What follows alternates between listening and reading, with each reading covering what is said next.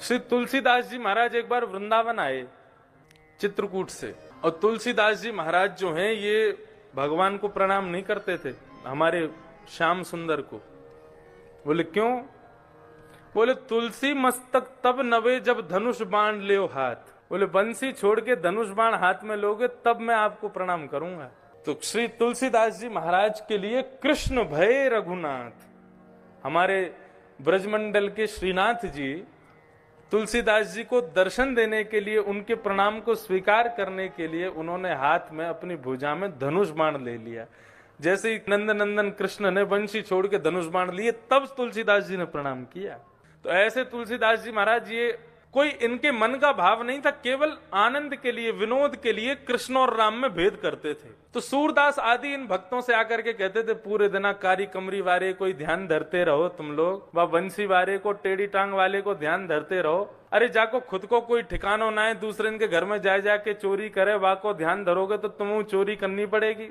हमारी रघुनाथ जी की शरण में आ जाओ, हमारे राम जी की शरण में आ जाओ, सब कल्याण करेंगे राम जी। सूरदास जी महाराज कहते थे, बोले नहीं, हम अपने गोपाल जी के ही ठीक हैं। और सूरदास जी को नेत्र तो थे नहीं। तुलसीदास जी बोले देखो भाई, तुम कितना भी लड़ लो हमसे, लेकिन श्रेष्ठ तो राम जी ही हैं। सूरदास जी बोले हाँ, राम जी श्रेष्ठ हैं, मना कब कर रहे हैं, लेकिन गोपाल जी से बढ़िया कोई नहीं है। बोले देखो, ये कब तक लड़ाई झगड़ा हमारा चलता रहेगा, आज हम तराजू में तोल के देख लेते हैं, जिसका वजन ज्यादा वो जीत जाएगा। सूरदास जी बोले ठीक है, कर लो तुम जैसे करना चाहो। बोले मैं अपने ठाकुर जी को लेकर के, अपने रघुनाथ जी को लेकर के एक पडले में बैठूंगा, आप अपने गोपाल जी को लेकर एक पडले में बैठना, और दोनों नापेंगे, जिसका वजन ज्यादा, जिसमें बल ज्यादा, उसका पडला नीचे आ जाएगा और वही फिर विजयी माना जाएगा। और एक और शर्त है, यदि रघुनाथ जी जीत गए तो कल से रघुनाथ जी के पद गाने शुरू कर देना सूरदास जी, और यदि तुम्हारे कन्हैया जीत गए तो हम कल से कन्हैया के पद गाने शुरू कर देंगे। दोनों में शर्त लग गई।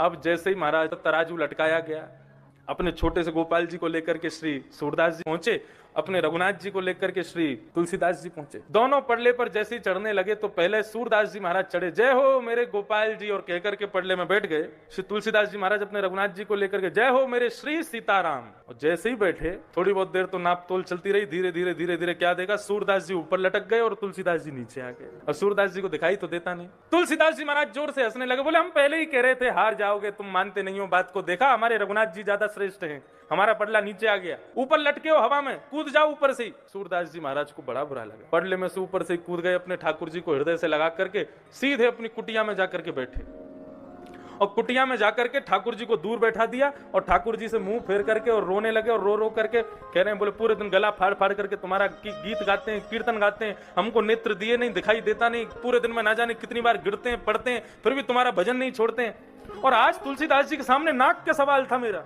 पूतना को मारने के लिए 7 दिन के थे, तब जान आ गई आपने। सक्तासुर, घासुर, बकासुर, धेनुकासुर को 6-6 महीने की उम्र में मार दिया, लेकिन आज एक भक्त की लाज बचानी थी तो जरा से भारी नहीं हो पाए आप। तो गोपाल जी मूर्ति में थे, सोई अचल हो गए, सचल हो गए, और जाकर के सूरदास जी की गोद में बैठ गए। बोले बाबा, बार बार उनकी ठोड़ी को पकड़े तो सूरदास जी बोले, दूर बैठो, मुझसे बात मत करो, तुमसे बात ही नहीं करनी है, तुम ऐसे ही करते हो। विष लगा करके पूतना आई, वो ज्यादा प्रिय थी आपको, लेकिन हम लोग जो बढ़िया बढ़िया पकवान बना करके पवाते हैं, हमसे प्रेम थोड़ी है आपको। सूरदास जी से ठाकुर जी कहने लगे, मेरी बात तो सुनो एक बार। बोले क्या बात है, बताओ। बोले अच्छा एक बात बताओ, 2 में वजन ज्यादा होता है कि 3 में ज्यादा होता है? बोले 3 में ज्यादा होता है। बोले आप पडले में जब बैठे थे तो क्या बोला, जय हो मेरे श्री गोपाल जी। एक तो 2, और 2 भी नहीं थे भैया, 1.5 थे हम तो गोपाल जी थे छोटे से, और आप बड़े। और दूसरे पडले में जब तुलसीदास जी बैठे तो उन्होंने क्या बोला, मेरे जय हो मेरे श्री सीताराम। एक तो तुलसीदास जी खूब हट्टे टगड़े, और फिर सीताराम यानी विवाहिता युगल जोड़ी के संग बैठे, 3 लोग बैठे थे। अब यहाँ पर 1.5 बैठे, वहां पर 3 बैठे, कौन भारी होगा? अगर तुम भी कह देते जय हो मेरे राधे श्याम, तो अगर जरा भी कमती रह जाते तो तुम जो कहते वो करते हम। सूरदास जी ने तुरंत उनको गोदी में उठाया और सीधे अपनी छड़ी लेकर के पहुंच गए तुलसीदास जी के पास। तुलसीदास जी बोले आ गए हमारे रघुनाथ जी की शरण में? बोले शरण में बाद में आएंगे, दोबारा तराजू लटकाओ। तुलसीदास जी बोले क्यों? बोले पहले थोड़ी मिसअंडरस्टैंडिंग हो गई थी हमसे, हम थोड़ी भूल में रह गए, हमको पता नहीं लग पाया क्या करना है, अब हम बिल्कुल सोच समझ के आए, अब दोबारा से तराजू लटका। बोले अब नहीं होगा, अब तो एक ही बार हो गया। सूरदास जी पीछे पड़ गए, बोले तराजू लटकाना पड़ेगा। तब तुलसीदास जी ने अंत में सूरदास जी को हृदय से लगाया बोले जिसने तुमको पढ़ा लिखा के भेजा है मैं सब जानता हूं किसने क्या बता दिया है।